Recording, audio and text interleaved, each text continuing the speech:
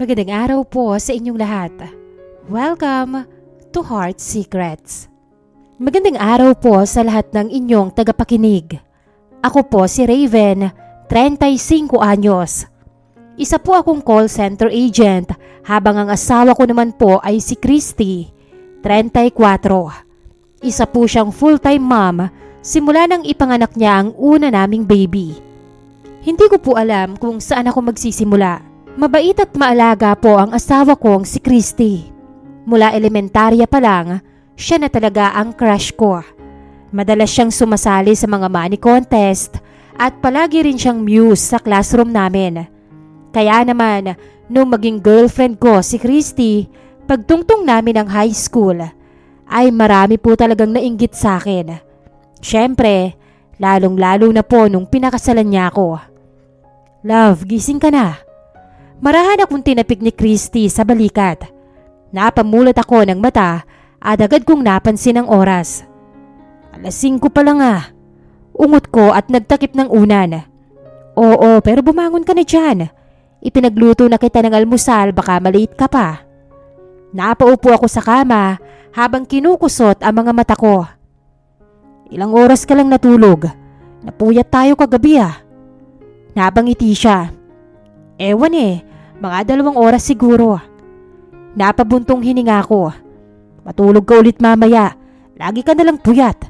Lumalaki na yung mga eyebags mo. Mukha kang panda. Tumangulang siya sa akin. Paglabas ko ng kwarto, naamoy ko agad ang niluto niyang longganisa. Kahit papano ay gumanda ang mood ko, kaya agad akong umupo sa lamesa. Habang naguunat ako ng likod, siya ang mga nag-aasikaso ng plato ko at sinundukan yun ng kanin. Masaya kami nagkwentuhan habang nag-aalmusal. Habang busy ako sa paghigop ng kape, narinig namin ang iyak ng anak namin na nasa kwarto. Ako na. Mabilis na sabi ni Christy sabay tayo. Kauupo mo lang ah. Tanong ko na may pag-aalala. Okay lang. Kinuha niya agad ang bata at marahang inihele. Tahimik ko silang pinapanood habang kumakain.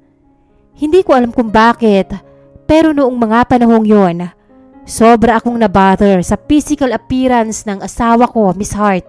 Habang busy siya sa pagkarga at paghele sa anak namin, kitang-kita ko ang kaibahan ng itsura niya noon kumpara ngayon. Kung noon ay palagi siyang nakaayos, ngayon ay halos hindi na siya makapaghilamos.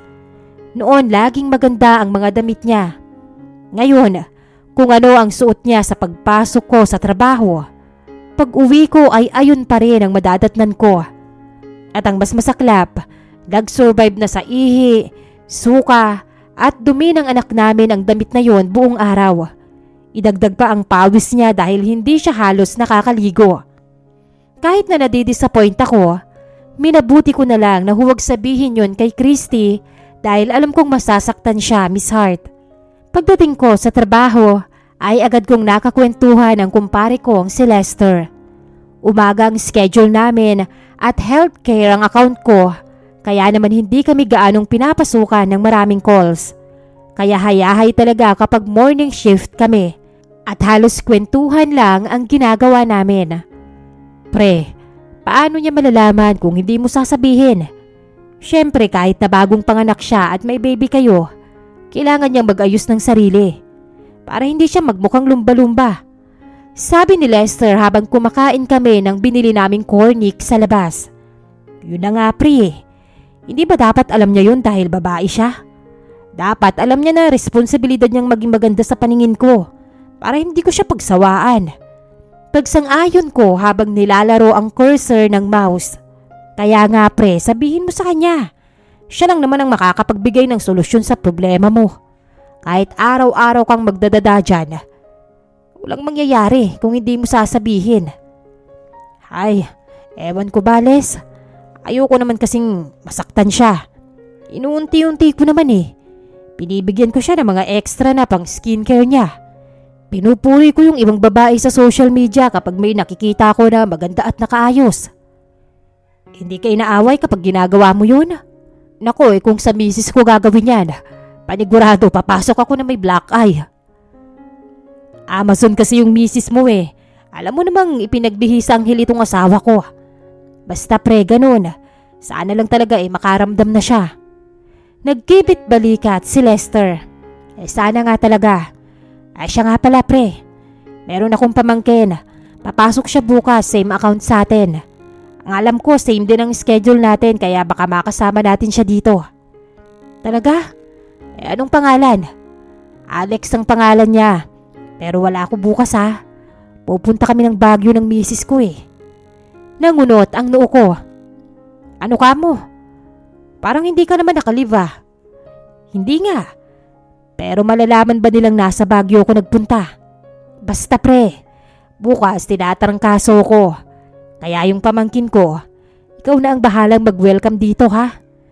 Sabihin ko na hanapin ka. I-guide mo naman pre. Napailing na lang ako habang tumatawa. Baliw ka talaga. O siya sige. Ako na ang bahala sa pamangkin mo. Basta, dalan mo ko ng strawberry jam. Good shepherd dapat ha. Pagkatapos ng maghapon kong shift sa trabaho, napabuntong hininga na naman ako nung mapansin kong malapit na naman akong umuwi. Kung dati palagi kong excited at bumibili pa ng pasalubong para sa asawa ko, ngayon Miss Hart ay naaasiwa na akong makita siya. Hindi naman po Miss Hart sa pagiging masamang lalaki, pero sobrang taba at lumapad na po ang ilong ng asawa ko. Yung bewang niya na dati ay 24 lang, ngayon naging 36 na. At ang mas masakit pa, yung makinis at maputi niyang balat, ngayon ay nagkaitim-itim na, lalong-lalo na sa may batok, leeg, kilikili at singit. Bago tuluyang makarating sa bahay namin, ay naisipan ko na dumaan muna sa isang butik. Bumili ako ng isang manipis at maikling pulang nightgown na nakabase sa dating size ng katawan niya. Ipinabalot ko pa sa isang magandang paper gift wrap para sa pinaplano ko. Pagdating ko sa bahay, gaya ng inaasahan ko ay makalat, malagkit ang sahig, at higit sa lahat ay nanggigitata na naman ang asawa ko. Oh, hello love, andiyan ka na pala. Bati niya sa akin habang karga-karga ang anak namin sa isang kamay at sa kabila naman ay nagpiprito siya ng kung ano. Ano bang ginagawa mo? Bakit hindi mo muna kasi asikasuhin si baby? Kanina pa yata yan umiiyak.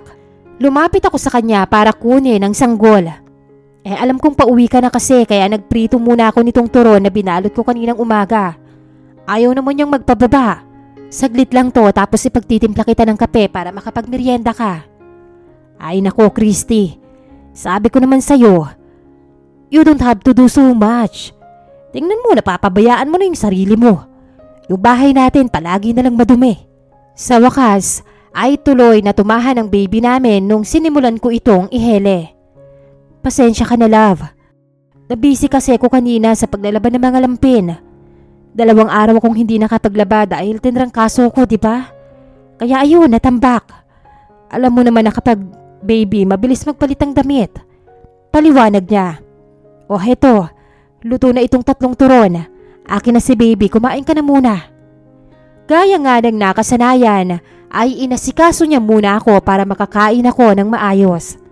Busy siya sa pag-asikaso ng bahay namin at paghahanda ng hapunan, habang ako naman ay tumutulong sa pagkarga kay baby habang nagpapahinga sa sala. Nang sa wakas ay matapos na ang lahat ng mga gawain namin at oras na ng pahinga, doon ko inilabas ang binili ko sa butik kanina. Love, hindi ba parang masikip ito sa akin? Nakangiting tanong niya. Hinila ko siya at niyakap. Sa ngayon masikip talaga yan, pero kapag nakapag-diet at exercise ka na, at kapag naibalik mo na yung dati mong katawan, sigurado kong magkakasya ulit sa'yo yan. Lambing ko sa kanya. Raven, parang imposible na yung sinasabi mo Nakangiti pero may laman ang bawat salita niya. Halos hindi na nga ako kumain ngayon, pero ang laki-laki ko pa rin. Wala rin naman akong time mag-exercise dahil nauubos na ang oras ko sa kakaasikaso kay baby. Ano ka ba naman Christy? Bumitaw ako sa pagkakayakap sa kanya. Huwag ka namang negative. Kung nung dalaga nagawa mo, syempre ngayong may anak ka na, mas lalong magagawa mo. Huwag ka nga lang masyadong nega dyan. Pero, basta, binili ko yan para maging motivation mo. Sa tuwing makikita mo yan at sa tingin mo hindi pa kasya, ibig sabihin kailangan mo pang ayusin ang buhay mo. Ang sarili mo. Kailangan mong maghanap ng oras para makapag-exercise at alagaan ang sarili mo. Miss Hart, hindi ko talaga maintindihan noon kung bakit napaka-negative mag-isip ni Christy lalo na pagdating sa katawan niya. Kinabukasan, gaya nga ng sinabi sa akin ni Lester, ay may bago nga kaming kasama sa production floor. Pero hindi siya gaya ng inaasahan ko. Akala ko po kasi dahil Alex ang pangalan niya ay lalaki siya. Pero doon po ako nagkamali dahil si Alex ay nakasuot ng fitted mini dress at mahaba ang kanyang buhok na may magandang makeup. Hello? Ikaw ba si Raven? Yung kaibigan ni Tito Lester? Tanong niya sa akin. Oo, ako nga. Utal-utal kong sagot. Ako po si Alex, yung pamangkin niya. Inilihad niya sa akin ang kanyang kamay kaya tinanggap ko naman yon. Babae ka pala. Oo. Bakit? Ano bang akala mo? Bakla? Pareho kaming natawa dahil sa sinabi niya. Hindi. Akala ko kasi lalaki. Tsaka pamangkin ka ba talaga ni Lester? Parang magkapatid lang kayo ah. Oo, pamangkin niya ako. Anak ako ng panganay na kapatid ni Tito Lester. Pero maaga kasing nag-asawa ang mama ko. At bunso naman si Tito Lester, kaya 6 na taon lang ang gap namin. Kaya hindi talaga mapagkakamalan na magtito kami. Kaya pala very casual lang din ang pakikipag-usap mo sa akin. Di naman pala nagkakalayo ang mga edad natin. Oh, bakit? Gusto mo bang magpo at opo ko sa'yo? O baka naman gusto mo pang magmano ko? Biro niya pa. Miss Hart, mabilis kong nakapagpalagayan ng loob si Alex. Very humorous siya, magaan kasama at higit sa lahat ay parang bumabalik ako sa mga panahon na binata pa ako kapag kausap ko siya. Medyo naiinggit pa nga sa akin ang iba naming mga kasama noon dahil ka-close ko raw agad ang bagong salta. Idagdag pa na nahirapang makabalik noon si Lester sa trabaho namin dahil nalaman ng OM namin na hindi naman pala valid ang pag-absent niya. Nilagay siya sa ibang schedule. Kaya naman kami na ni Alex ang palaging magkasama. Hanggang ngayon, hindi ko alam kung paano ako nakalusot sa radar ni Lester, Miss Hart. O baka sadyang hindi lang sila close ng pamangkin niya, kaya hindi niya napansin ang pagiging malapit namin ni Alex. Miss Hart, ang pagiging malapit naming yon ang naging simula ng isang relasyon na hindi dapat nabuo pa. Ang oras na sana ay inilalaan ko para sa pamilya ko ay napunta kay Alex. Kapag day off ko, ay mas pinipili kong makipag-date sa kanya. Kapag meron siyang hindi naiintindihan sa mga gawain namin sa trabaho, ay mas nagtatagal kami sa opisina. Kahit na pwede ko sanang ilaan ang oras na yon para tumulong sa asawa ko. Masyado po akong nalibang sa atensyon ng isang magandang babae. At sa nakukuha kong ego boost sa tuwing naiinggit ang iba naming mga kasamang may gusto rin sa kanya. Hanggang sa hindi ko namalayan na hindi na lang atensyon ko ang nakukuha niya.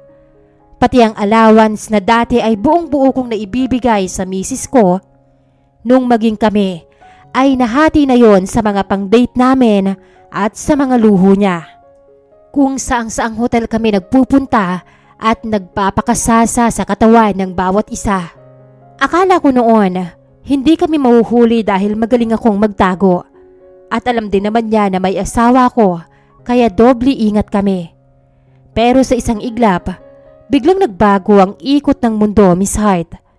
Isang gabi, habang mahimbing ang tulog ko, bigla na lang akong nagising sa malakas na sampal mula kay Christy. Love, ano yun? Anong nangyari? Wala sa sarili kong tanong. Walang yaka, Raven. Walang yaka. Pinaghampas niya ang dibdib ko. Pero dahil hindi ko pa rin naiintindihan ang nangyayari, bumangon ako at pilit ko siyang niyakap. Anong nangyari, love? May problema ba?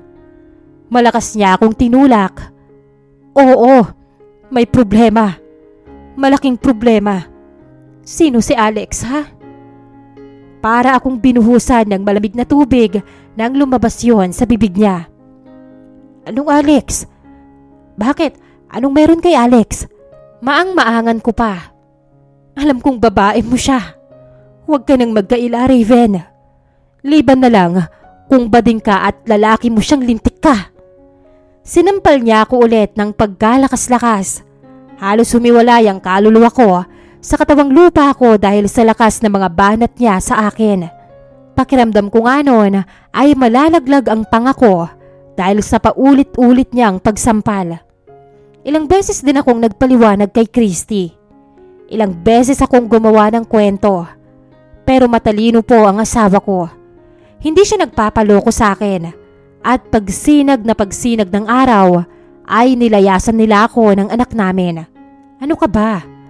Huwag ka nang ma-stress dyan. Babalik din yun sa'yo. Pag-aalo sa akin ni Alex habang nasa cafeteria kami.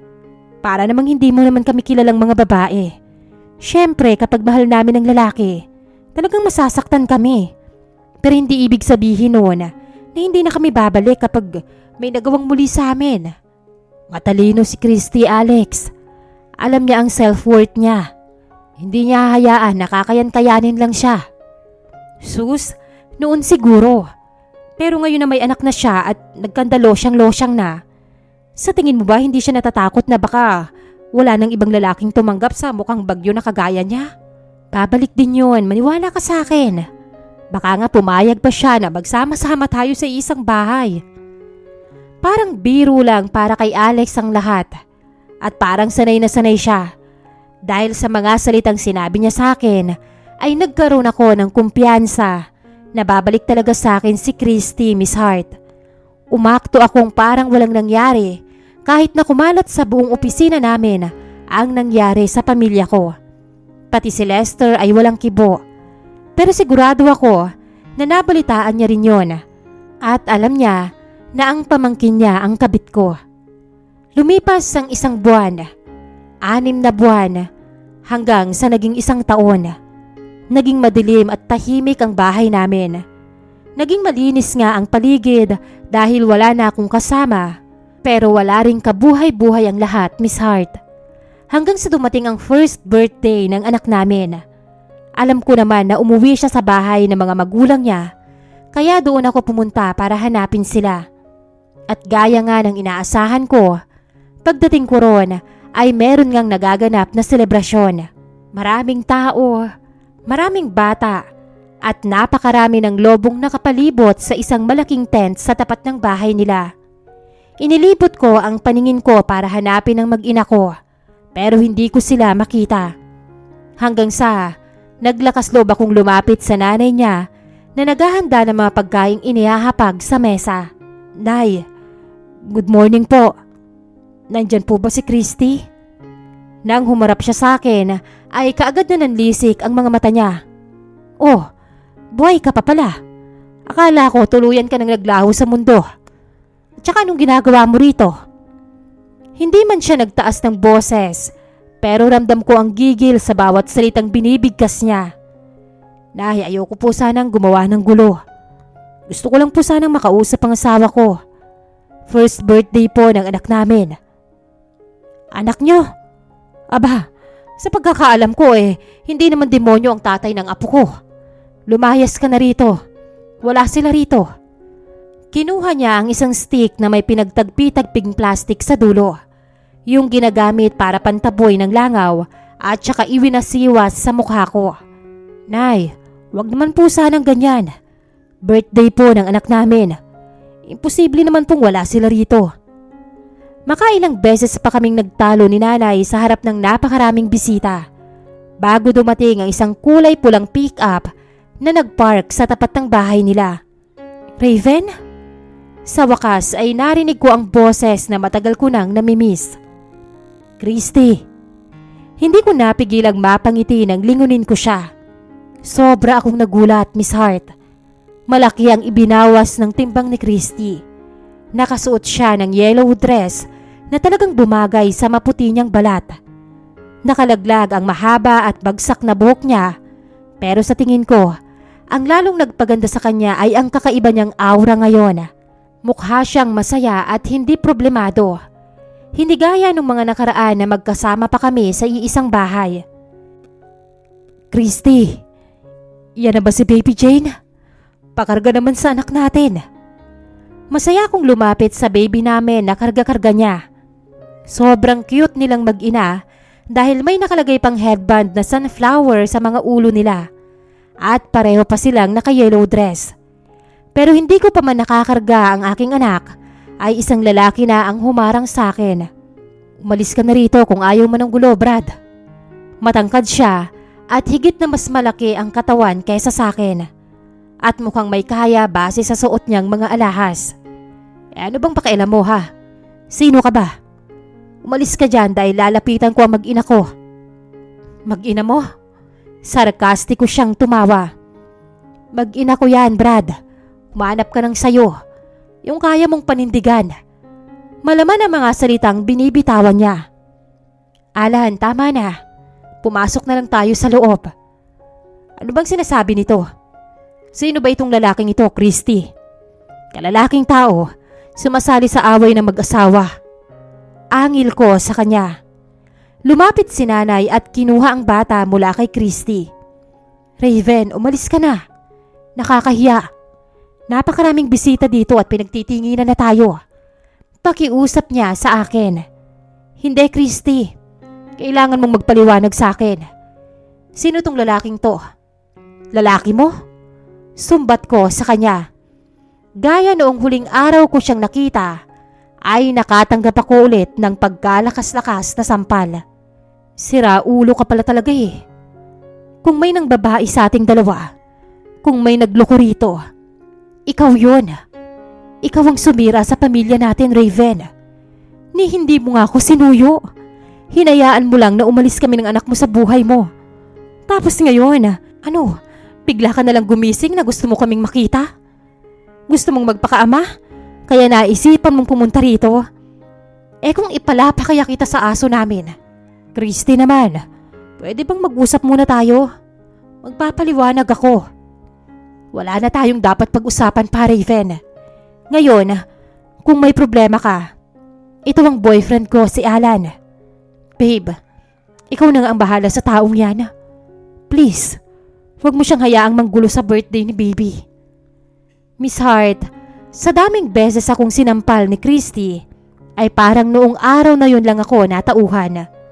Hanggang ngayon po ay natatangahan talaga ako sa sarili ko kapag naaalala ko ang mga nangyari sa amin noon.